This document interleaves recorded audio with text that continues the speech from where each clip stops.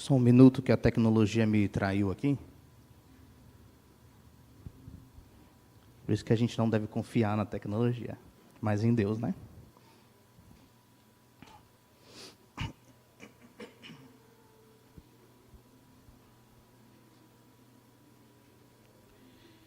Boa noite.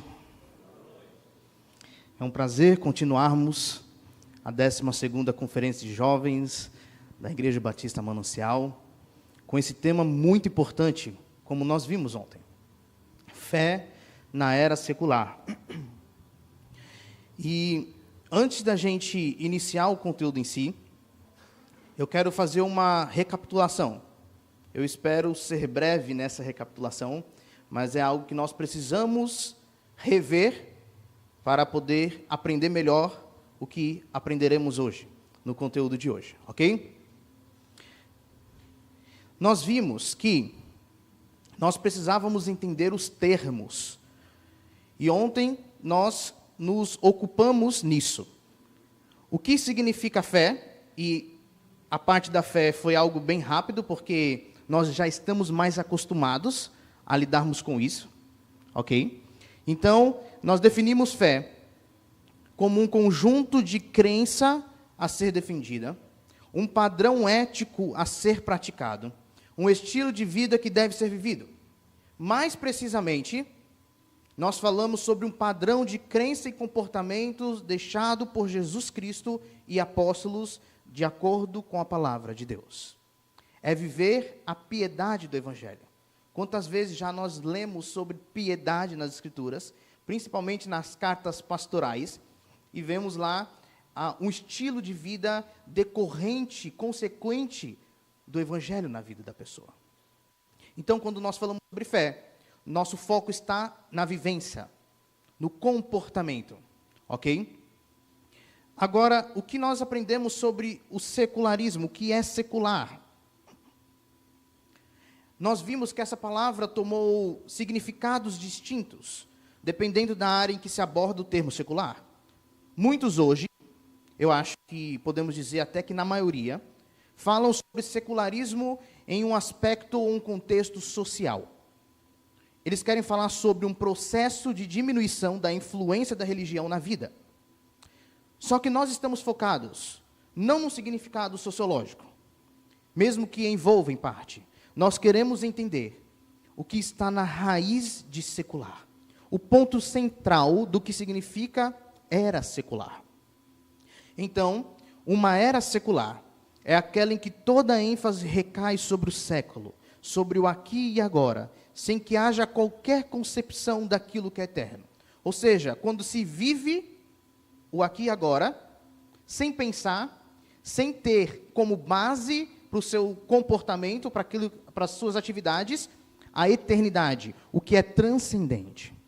É secular quando se vive sem valores eternos, sem manifestar o que é transcendente. Isso é movido por uma crença de que é possível criar um paraíso neste século, aqui nesta vida.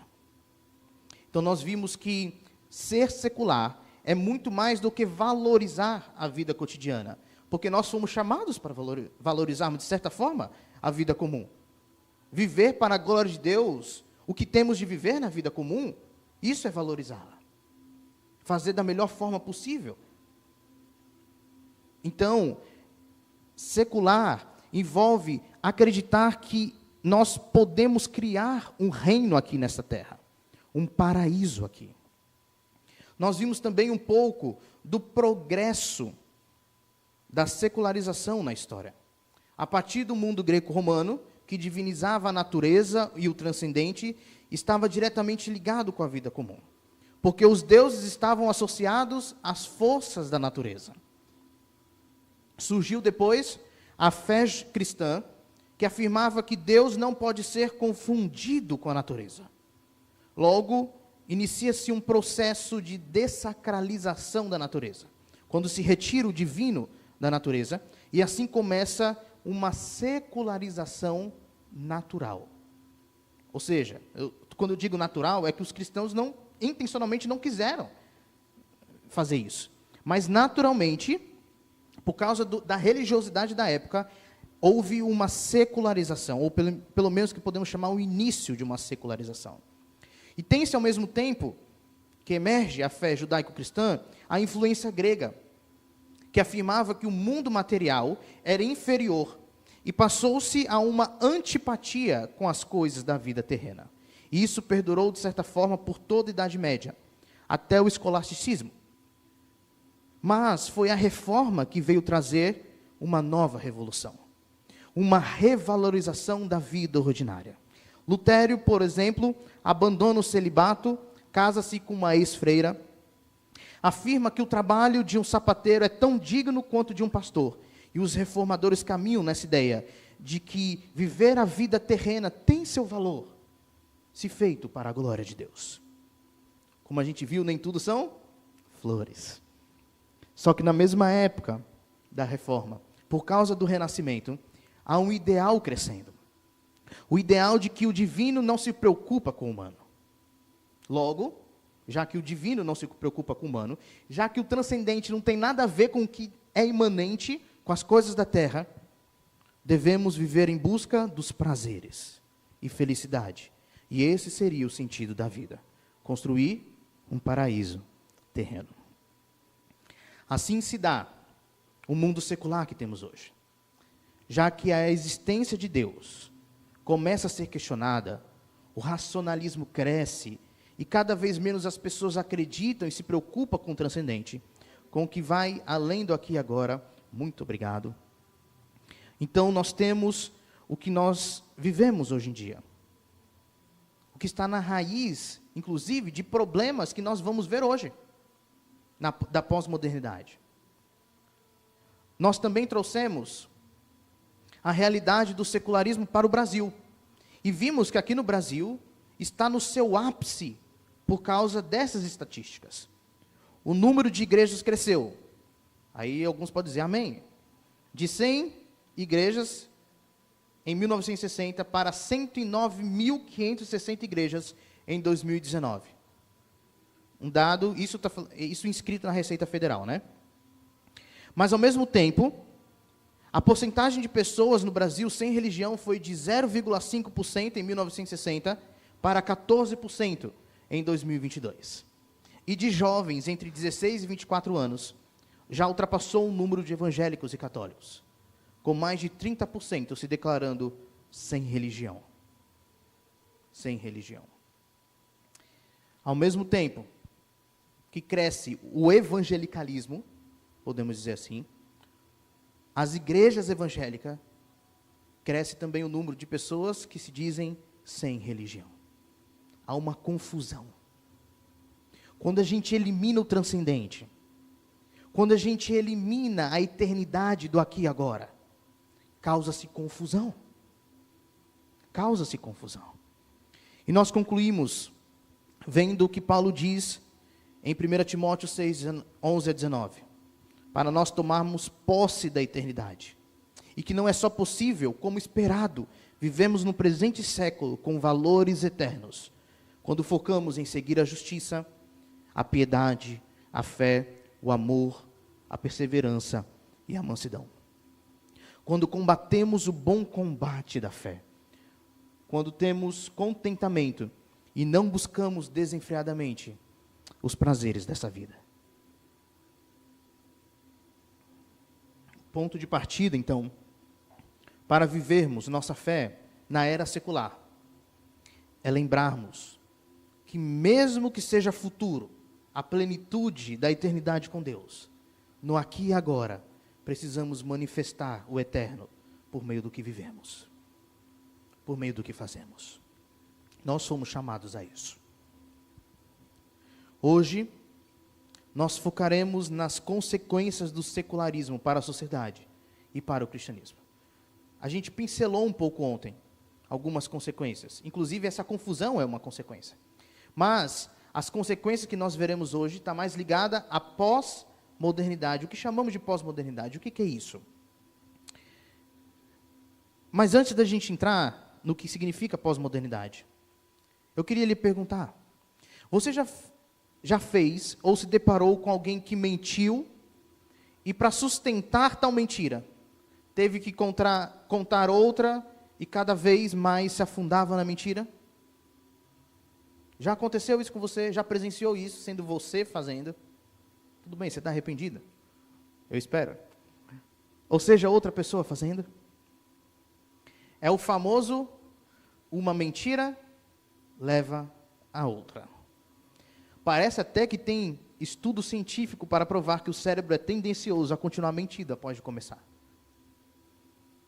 Mas não precisamos de estudos para comprovar isso aqui, pelo menos não isso aqui.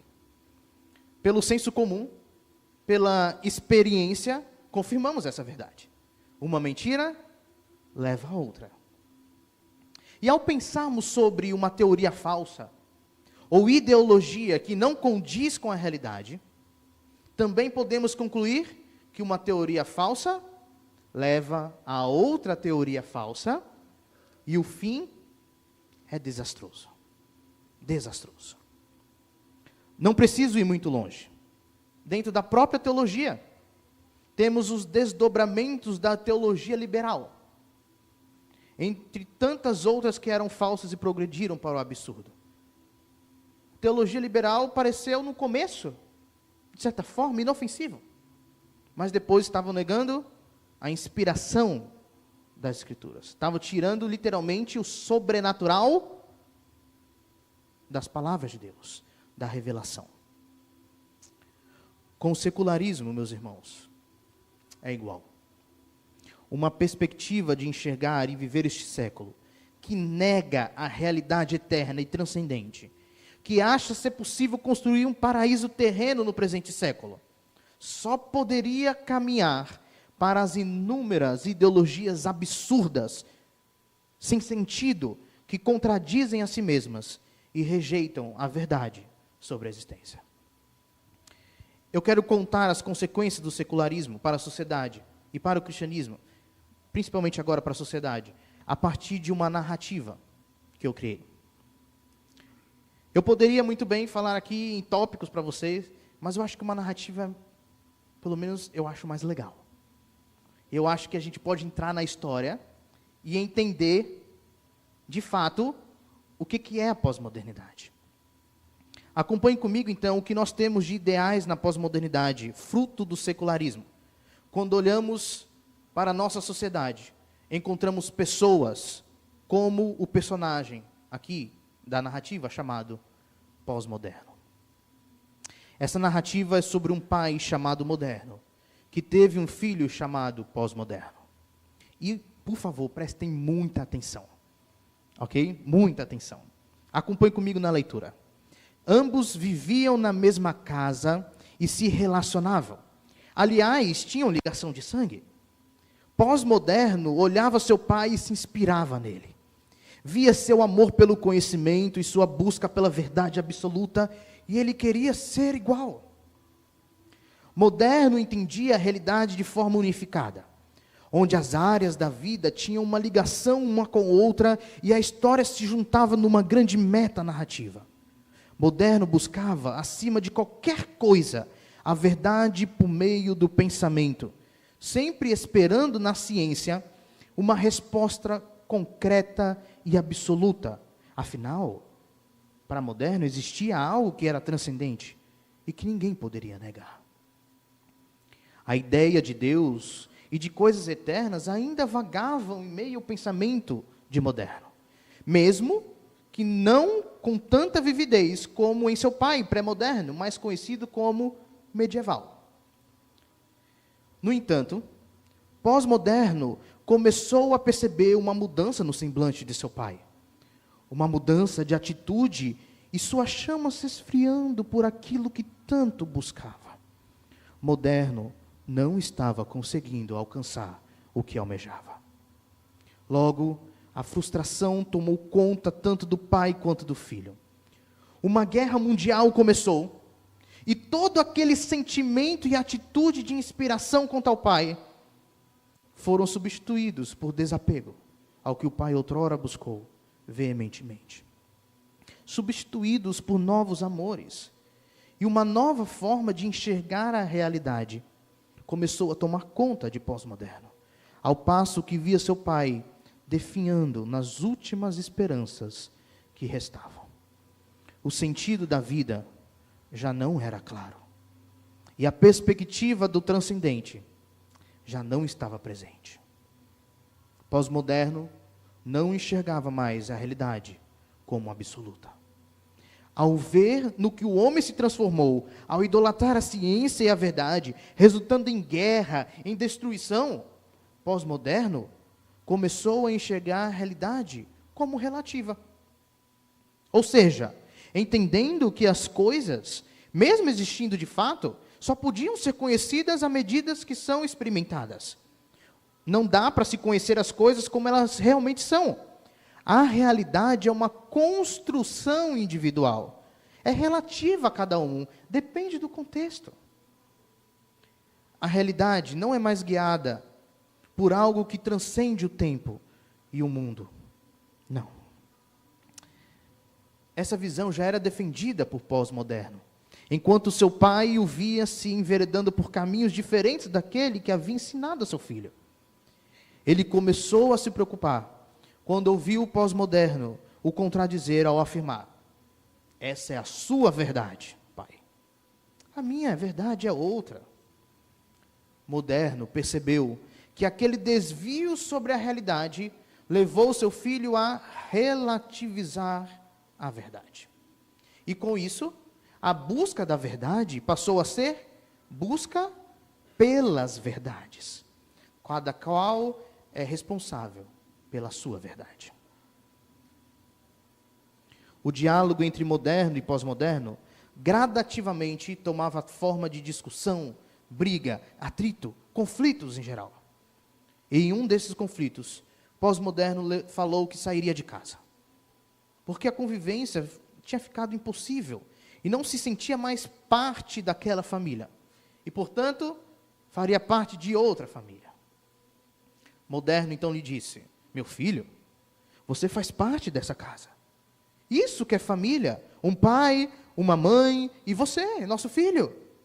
Pós-moderno insistiu: isso é o que você chama de família. E esse é o seu entendimento do que é família.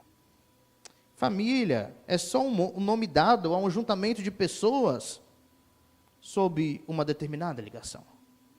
Família pode ser o que o Senhor entende, ou homem com homem, mulher com mulher, ou até homem com mulher sendo pais de pet. Depois dessas palavras, pós-moderno saiu para o que ele chamava de sua nova família, um tipo de república da sua faculdade. Ainda que não mais debaixo do mesmo teto, moderno acompanhava seu filho e o caminho que trilhava. E um certo dia, moderno foi conversar com seu filho e percebeu que de um menino cheio de princípios e certezas, passou a um jovem imoral, que não tinha mais certeza de nada. Vivia por meio do pode ser, pode não ser. Como que vocês iam acompanhar se não tivesse passado, né? Foi então, agora sim, que moderno percebeu o que acontecera com o pós-moderno. Se não há o transcendente que rege a existência, e preste atenção nisso, se não há o transcendente que rege a existência, não há realidade absoluta, também não há verdade absoluta, não há princípios universais, passando também a não existir uma moral absoluta, resultando em uma vida de incredulidade. A conclusão do relacionamento foi a seguinte: moderno tentava conversar e dar testemunho sobre a verdade, mas tudo era colocado em xeque por pós-moderno. Pós-moderno se tornou a principal expressão da incredulidade. O chão concreto que seu pai moderno pisou, que se rachou, causando frustração, já não era mais pisado por pós-moderno. Pós-moderno queria andar sobre o chão firme. Ele buscava isso, mas não conseguia encontrar. Tudo que achava para pisar era líquido. Era líquido. Ele afundava. A história mais uma vez se repetiu. Meus irmãos, o que pós-moderno não sabia era que os ideais de seu pai já foram resultado também de uma frustração com o pré-moderno, o medieval, o seu avô. Igreja, em busca de referencial para a vida, quando o referencial não é absoluto, o referencial passa a ser a si próprio, e novos ideais surgirão. As perspectivas de mundo mudarão de geração para geração, mas existe algo que irá permanecer em todas as gerações: a frustração para todas as épocas, de acordo com as suas filosofias governantes. Isso nunca vai mudar. Nunca vai mudar. O secularismo, como vimos, preocupação em criar um paraíso terreno no presente, leva o homem a negar o transcendente, seja com a fala ou com a vida, e resulta na sociedade que chamamos de sociedade líquida, que encontramos hoje em dia na pós-modernidade. Uma sociedade que, mesmo em busca de sentido, já não consegue ver uma luz no fim do túnel, porque relativiza tudo. Não há algo de concreto, de absoluto, que reja essa busca. Essa busca. A realidade para eles é relativa, a verdade é relativa, a moral é relativa. Já não se tem um raciocínio lógico e coerente. Relativiza tudo. Com certeza você já ouviu por aí sobre verdade ser relativa. Sobre a verdade depender dos contextos. Depender da sua realidade que você vive. Nunca na história, a verdade de Romanos 1, e eu queria que vocês abrissem, é manifestada tão claramente como em nossos tempos. Romanos 1, a partir do versículo 21.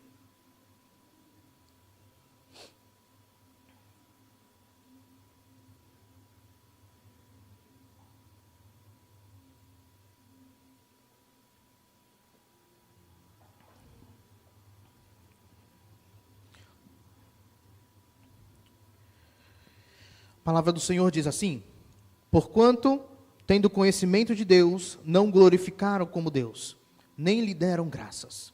Antes, se tornaram nulos em seus próprios raciocínios, obscurecendo-se-lhes o coração insensato. Inculcando-se por sábios, tornaram-se loucos, e mudaram a glória do Deus incorruptível, em semelhança da imagem do homem corruptível, bem como de aves, quadrúpedes e répteis. Por isso, Deus entregou tais homens à imundícia, pela concupiscências do seu próprio coração, para desonrarem o seu corpo entre si. Pois eles mudaram a verdade de Deus em mentira, adorando e servindo a criatura em lugar do Criador, o qual é bendito eternamente. Amém. Quando a gente olha para a sociedade hoje e vê o caminho que está sendo trilhado, a gente vê isso. A gente vê essa verdade sendo revelada. Com esse resultado do secularismo na sociedade, esse relativismo e pluralismo da realidade, verdade moral, há um impacto também no cristianismo, onde podemos presenciar não apenas uma sociedade, mas também um cristianismo líquido em muitas pessoas e igrejas. Por líquido, eu quero dizer algo que é fluido, que se movimenta sem fincar raízes e criar certezas, que essas são características de solidez. Os valores flutuam dependendo do contexto. Nós não conseguimos pegar, segurar. Parece que os ideais e as filosofias de hoje em dia estão escorrendo pelo dedo porque estão constantemente mudando. Não tem algo para ser base para elas. Algo de absoluto e de verdade. Essa liquidez podemos ver, por exemplo, na busca pela felicidade. Por causa do pecado de Adão, que passa para toda a humanidade, o ser humano recusa a revelação de Deus na criação e é entregue aos seus desejos, deturpando a ordem natural. Ele não consegue mais viver conforme foi criado para ser e fazer. Seus desejos são completamente tortos. Seus amores são viciosos. Podemos ver isso na continuação do texto em Romanos 1, ao versículo 26. Por causa disso, os entregou Deus a paixões infames, porque até as mulheres mudaram o modo natural de suas relações íntimas por outro, contrário à natureza.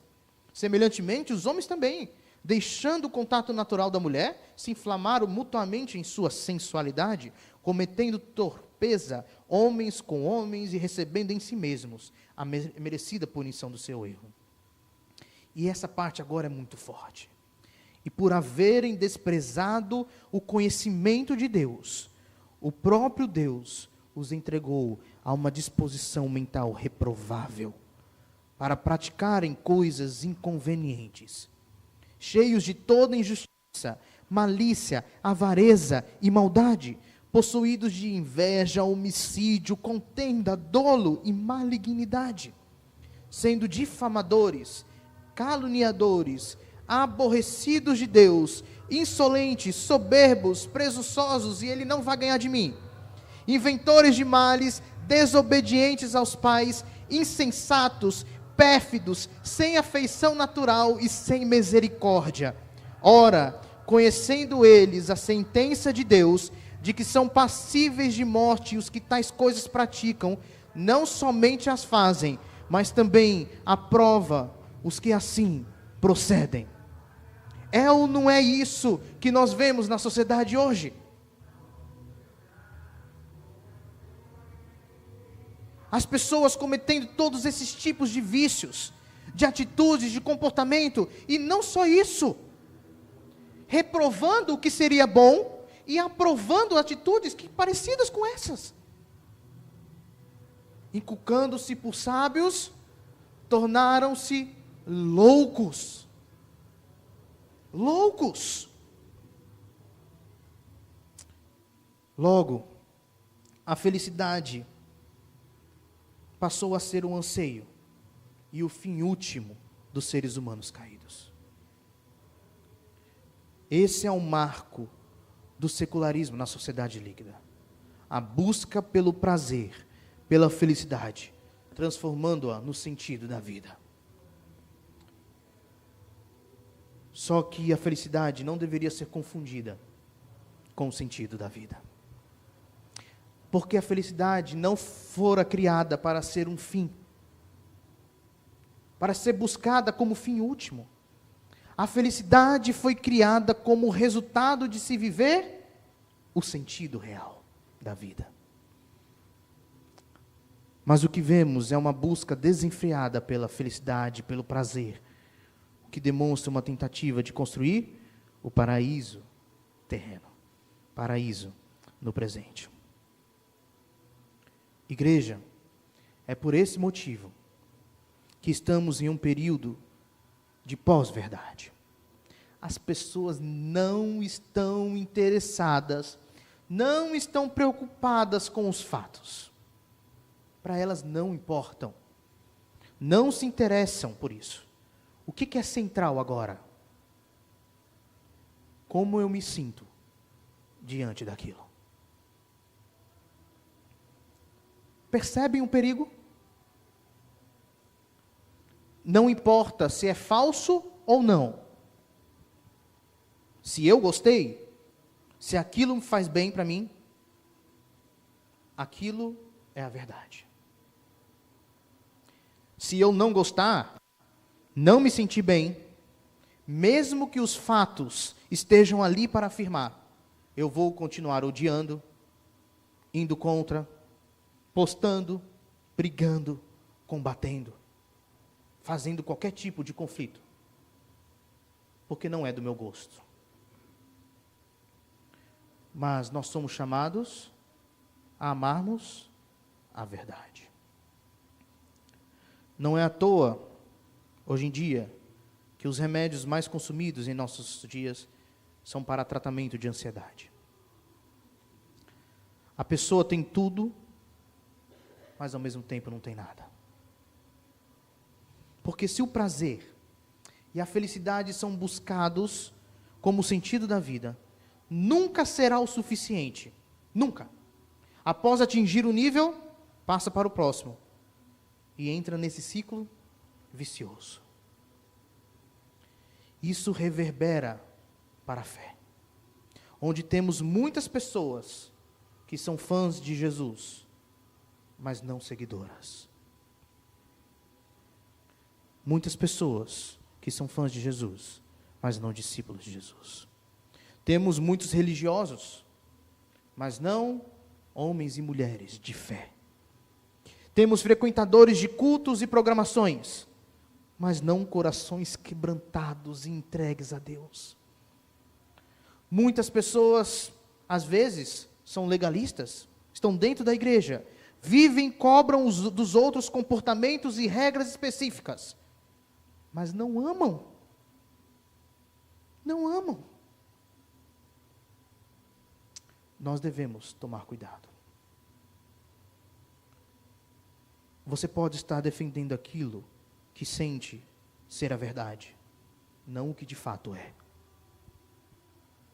Pode estar vivendo aquilo que quer, mas não o que deveria viver.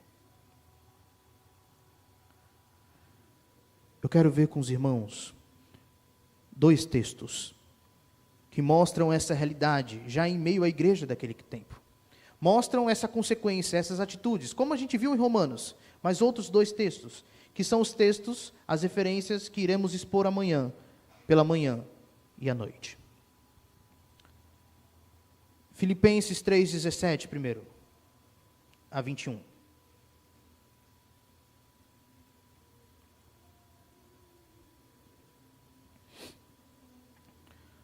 A palavra do Senhor diz assim: Irmãos, sede imitadores meus e observai os que andam segundo o modelo que tendes em nós. Pois muitos andam entre nós, dos quais repetidas vezes eu vos dizia e agora vos digo, até chorando, que são inimigos da cruz de Cristo. O destino deles é a perdição, o Deus deles é o ventre, e a glória deles está na sua infâmia, visto que só se preocupam com as coisas terrenas. Pois a nossa pátria está nos céus, de onde também aguardamos o Salvador, o Senhor Jesus Cristo, o qual transformará o nosso corpo de humilhação para ser igual ao corpo da sua glória, segundo a eficácia do poder que ele tem de até subordinar a si todas as coisas. Focaremos aqui hoje só para ver mesmo o versículo 18 e 19, quando ele diz sobre os inimigos da cruz de Cristo. E olha as características. O destino deles é a perdição, essa é a consequência. Ele começou já com a consequência disso, né? O Deus deles é o ventre. Ou seja, eles se preocupam consigo, eles adoram a si mesmos, o prazer deles. O prazer deles. E a glória deles está na sua infâmia. Ou seja, aquilo que eles deveriam ver e acreditar que é vergonhoso, na verdade eles estão se gloriando nisso. Para eles está sendo bom. Mas por quê? Por quê que eles fazem isso? Final do versículo 19. Visto que só se preocupam com as coisas terrenas. Eles só se preocupam com as coisas terrenas. Cadê o transcendente? Cadê a eternidade no aqui e agora? 2 Timóteo 3, de 1 a 5.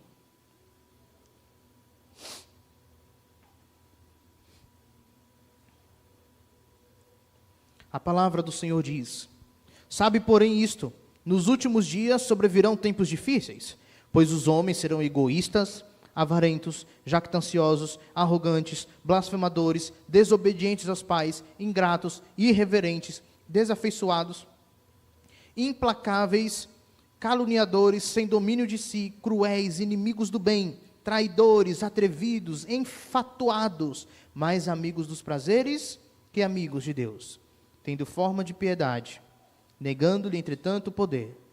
Foge também destes. 19 vícios. Mas o que está no centro disso é quando você lê aí, amigos, entenda por amantes, porque a palavra é literalmente aqueles que amam aí. Vem da palavra que nós sabemos muito bem de amor, filéu, ok? Então ele fala sobre eles serem amantes. E a palavra egoísta é literalmente amantes de si. A palavra avarento, ele começa por esse, amantes de si. A palavra avarentos, literalmente, amantes da prata. E aí vem algumas características, alguns vícios. E depois ele diz no versículo 3 no final, eles são inimigos do bem. Ou seja, não amam o bem. Não amantes do bem. Versículo 4, ele vai falar que eles são mais amigos dos prazeres, ou seja, amam mais os prazeres do que amam a Deus. Amam mais os prazeres do que amam a Deus. Amores tortos. Amores tortos. E o mais incrível é porque tem forma de piedade, como diz no versículo 5. Forma de piedade. Mas nega o que é a piedade, de fato. Nega a transformação, de fato. Eu quero concluir convidando vocês para uma autoanálise. Para sondar seu coração e honestamente perceber onde você se encontra. Você se encontra na fé, no secularismo ou entre ambos? Para lhe ajudar nessa análise, comece por suas motivações. Pergunte-se o porquê das suas ações. Por que eu quero me casar? Por que estou neste emprego? Ou por que eu quero aquele emprego? Por que faço essa faculdade? Ou por que quero fazer aquela faculdade? Por que vou à igreja? Por que eu tenho esses amigos? Por que eu tenho rede social? Por que eu jogo os jogos que eu jogo? Ficou meio esquisito, né? Mas é isso aí. Por que eu jogo? Comece com a motivação do seu coração, para saber se o que lhe impulsiona a agir é o reino de Deus, ou um anseio por um paraíso no aqui e agora, ou uma busca sua por uma felicidade. Depois, passe para um detalhamento de suas atividades. Porque nossas ações demonstram se estamos inundados no secularismo, ou seja, inundados nessa visão de que é possível construir um paraíso aqui. Se nós estamos inundados no pós-modernismo, ou seja, relativizando a realidade, a verdade, a moral. Se o nosso cristianismo é líquido, que a gente não tem algo sólido na fé. E se pergunte, tenho buscado constantemente conhecer as Escrituras? Como está a minha convicção doutrinária? Solidez. Tenho me comprometido com a igreja local? Tenho servido? Ou apenas sentado e usufruído? Como está a profundidade dos meus relacionamentos em Cristo? Isso com seus amigos, com a sua família, com as pessoas da igreja, com quem não é salvo. Pergunte-se, tenho investido tempo, recursos financeiros, tenho investido minha vida na obra? Eu espero que a resposta seja sim para tudo. Sim, eu tenho. Pense em como você tem usado sua rede social. Ou se não mexe muito na sua rede social, pense como tem usado o seu computador, o seu notebook para jogar ou assistir coisas. ou assistir coisas. Qualquer tipo de coisas inapropriadas. Suas postagens dizem o que sobre você? O que você posta diz o que sobre você? Você tem preferido viver no mundo virtual ou no mundo real? Isso diz muito. Se você prefere estar inserido no tablet, no celular, no computador, no jogo, no videogame, ou se você prefere estar se relacionando de fato com as pessoas, vivendo o mundo real. Prefere se relacionar virtualmente ou presencialmente? Fisicamente. Não foi ruim o período da pandemia? Pelo menos para mim foi no sentido de ser virtual. Relacionamentos virtuais. A última pergunta é: você se parece com os homens dos últimos dias, que lemos em 2 Timóteo, ou com os inimigos da cruz, que lemos em Filipenses? O seu Deus é o ventre e tem orgulho do que é vergonhoso? Só pensam nas coisas terrenas? Ou vocês são amantes de si, amantes do dinheiro, não amantes do bem, mais amantes dos prazeres do que de Deus? E aí? Responda a si mesmo. Precisamos ser honestos em nossa autoanálise e intencionais na nossa fé. Nós vimos nesses 2 dias sobre o que é secularismo, a consequência do secularismo e como os homens ficam a partir do secularismo. E isso é um chamado para constantemente nos analisarmos. Nos analisarmos. É por isso que, por exemplo, homens de fé sempre escreveram confissões, porque aquilo lá servia para eles de análise. Não estou falando para você escrever, ter um diário, não estou falando isso, mas mentalize pelo menos o que você faz. Pense, medite na sua vida. Nós precisamos ser honestos em nossa autoanálise e intencionais naquilo que vivemos. Não deixe simplesmente fazer as coisas no modo natural ou sem pensar no que você está fazendo.